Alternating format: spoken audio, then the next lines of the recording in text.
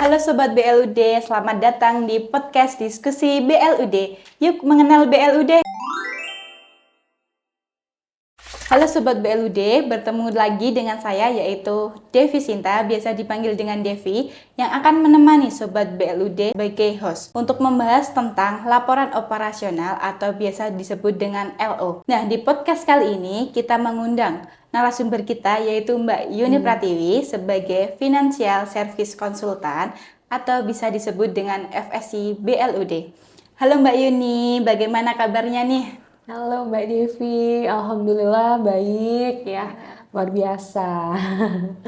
Baik. Apa nih Mbak kesibukannya akhir-akhir ini? Cukup sibuk ya, apalagi menyongsong persiapan penyusunan laporan keuangan nih, seperti Iya. itu. Nah Mbak Yuni, kali ini kita akan membahas terkait dengan LO atau laporan operasional. Nah bagaimana nih perannya dalam pengelolaan keuangan BLUD? LO itu seperti apa nih posisinya? Seperti Iya, itu. oke baik. Peran dari laporan operasional. Nah, tentu Mbak Devi dan Sobat BLUD sendiri tahu ya, laporan operasional ini adalah salah satu laporan keuangan yang disusun oleh BLUD sesuai dengan Permendagri 79 tahun 2018. Nah, laporan operasional ya, ini merupakan laporan yang menyajikan ikhtisar sumber daya ekonomi yang nantinya akan menambah ataupun mengurangi dari ekuitas itu sendiri. Nah, jadi penggunaannya atau pelaporan di sini ini menjadi salah satu tujuh dari laporan keuangan yang disusun oleh BLUD. Kemudian laporan operasional di sini ada hubungannya nih dengan laporan keuangan yang lain, yaitu salah satunya laporan perubahan ekuitas. Gitu. Baik, seperti itu. Nah, LO ini kan mirip dengan LRA ya Mbak, kalau kita lihat sekilas. Ya. Nah, apa sih perbedaan antara LO dan LRA itu sendiri? Nah ya, oke baik. Ini yang perlu dipahamkan ya Mbak Devi dengan Iya, Mbak Yuni sobat-sobat ya. BLUD. Laporan operasional dengan laporan realisasi anggaran ini berbeda. Berbedanya di mana? Perbedaannya terdapat dengan cara pencatatan dalam suatu transaksi ya.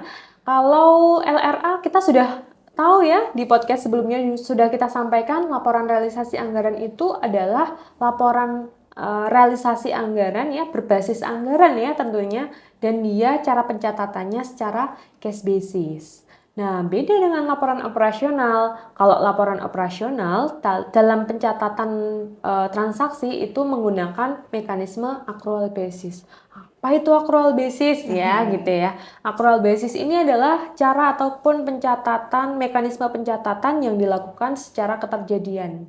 Keterjadian apa? Ya transaksi. Setiap adanya transaksi dicatat. Meskipun uangnya nanti-nanti nih mengeluarkannya atau membayarnya ibaratnya gitu. Nah, itu di laporan operasional. Nah, laporan operasional di sini itu tidak bisa nih disamakan dengan laporan realisasi anggaran. Selain terkait dengan mekanisme ataupun cara pencatatannya yang secara accrual basis dan cash basis, yang selainnya adalah komponen isinya atau laporannya. Isinya itu beda ya. Nah, kalau di laporan realisasi anggaran kan ada anggarannya. Laporan Iya, operasional nggak ada betul. anggarannya, Mbak. Nah, itu. Seperti itu. Ya, itu salah satunya. Selanjutnya, kalau laporan operasional itu memunculkan data pendapatan operasional dan beban. Nah, kalau laporan realisasi anggaran kan dengan belanja. Nah, maka kalau di laporan operasional adalah pendapatan operasional dan juga beban. Nah, kemudian dari pendapatan LO ya, bahasanya pendapatan LO dan beban itu juga merupakan salah satu laporan operasional dari kegiatan operasional. Di LO juga ada kegiatan non operasional ya, itu nanti terkait dengan surplus defisit sebelum pos-pos luar biasa, pos-pos luar biasa ya, itu nanti ada juga di laporan operasional. Nah, jadi lebih kompleks ya di sini. Selain laporan tersebut itu beda cara pencatatan, cara pelaporannya juga berbeda gitu. Oh, baik. Nah, untuk proses penyusunan LO yang berbasis akrual ya tadi itu, untuk BLUD itu tahapan pertama yang kita lakukan seperti apa? Harus menyusun apa dulu nih? Seperti Mm-mm. itu. Oh ya, laporan operasional ya. Iya. Apa saja yang harus dilakukan untuk dapat menyusun laporan operasional? Laporan operasional di sini itu kan pencatatannya aja ya yang berbeda dengan laporan realisasi anggaran, maka tetap pasti ketika sudah ada bukti transaksi, dilakukan analisis bukti transaksi, dilakukan pencatatan dulu. Wajib dicatat secara akrual di jurnal. Ya, nah di jurnal semuanya untuk kegiatan operasional yang melibatkan kas tarakas, melibatkan utang piutang, persediaan dan juga aset ya. Kemudian dilakukan posting ke buku besar ya, buku besar kemudian dilakukan penyesuaian saldo ya, menghasilkan saldo akhir. Setelah penyesuaian barulah tersusun laporan operasional gitu. Nah, di dalam laporan operasional di sini ya, kalau mungkin Bapak Ibu ataupun sobat BLUD pahami ya, laporan operasional ini yang hampir-hampir mirip dengan laporan laba rugi ya. Iya, Kalau di betul swasta kan sekali Mbak seperti Yuni. itu ya. Iya. Mirip banget gitu ya. Cuman kita beda nih ya. Bedanya ya itu tadi, kita kegiatan operasional pelayanannya dan juga kegiatan non operasional. Nah, terkait dengan penyesuaian data ini sangat kompleks dan juga sering terjadi di laporan operasional, sehingga ini wajib diketahui Bapak Ibu atau sobat BLUD ya, untuk semuanya. Pada penyusunan laporan keuangan tidak bisa ya nilai pendapatan di laporan realisasi anggaran disamakan dengan laporan operasional. Perbedaannya di mana? Kenapa? Ya karena adanya penyesuaian saldo. Nah, semacamnya gini, mungkin sedikit cerita ya Mbak ya. Nah, Iya, boleh Mbak Yuni. wah ini Monggo, langsung banyak silakan. nih ceritanya. Iya. Ini sebagai pengalaman saja. Terkadang kalau untuk laporan realisasi anggaran, semua pendapatan yang masuk kita akui sebagai pendapatan anggaran, pendapatan melalui anggaran. Namun di dalam laporan operasional itu untuk diakui sebagai pendapatan ya adalah pendapatan periode bersangkutan saja.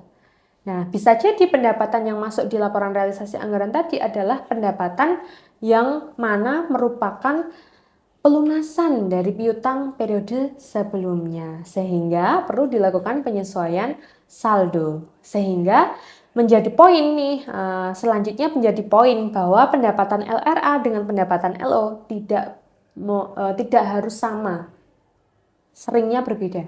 Ya, itu. Baik. Kemudian beban ya, kalau pendapatan LO dan LRA komponen atau strukturnya hampir-hampir sama ya, Sobat BLUD dan juga Mbak Devi. Apa saja? Pendapatan dari jasa layanan, pendapatan dari hibah, hasil kerjasama, lain-lain BLUD yang sah dan juga APBD. Gitu. Nah, dalam penyusunan laporan operasional tadi, kan ada namanya penyesuaian ya Mbak Yuni. Nah, ketika Sobat BLUD nih lupa menyesuaikan, bagaimana ini Mbak Yuni? Ya. Berarti nilainya nggak sesuai nih, gitu ya. Yeah. Ya, oke. Berarti kalau tidak sesuai bagaimana? Apa yang harus dilakukan? Langkah apa yang Iya, harus Sobat seperti itu. BLUD lakukan nih untuk dapat menyusun laporan operasional karena lupa ya. Itu perlunya dilakukan monitoring ya dalam penyusunan laporan keuangan. Kemudian pastikan atau cek dan recheck bahwasanya setiap pendapatan maupun beban yang dikeluarkan itu berhubungan dengan utang piutang serta persediaan yang ada. Jadi di bagian laporan operasional di sini perlu adanya keterlibatan. Jadi nggak hanya nih bagian akuntan saja yang menyusun, tapi juga harus terlibat juga tim yang lain. Seperti apa? Bendahara barang yang mengetahui persediaan, kemudian aset ya, kemudian harus dicek dan recheck juga mengenai buku bantu piutang, buku bantu utang ya, dengan perusahaan mana kita melakukan transaksi yang belum dilengkapi ya. Nah, itu perlu dilakukan cross check, cek dan recheck gitu. Jadi memang perlu kehati-hatian ya, sikap atau profesional yang kehati-hatian bagi seorang akuntan dalam penyusunan laporan keuangan. Karena laporan keuangan ini menjadi dasar nih untuk melihat kinerja keuangan suatu instansi, terutama instansi BLUD gitu. Baik. Nah, untuk LO sendiri itu apakah ada evaluasi setiap bulannya atau setiap triwulan atau semester seperti itu, Mbak Yuni? Nah, kembali lagi ke kebijakan akuntansinya. Iya. Rutinitas pelayanan cukup tinggi terkait dengan beban pengisian piutang. Surplus defisit laporan operasional di cross check, kemudian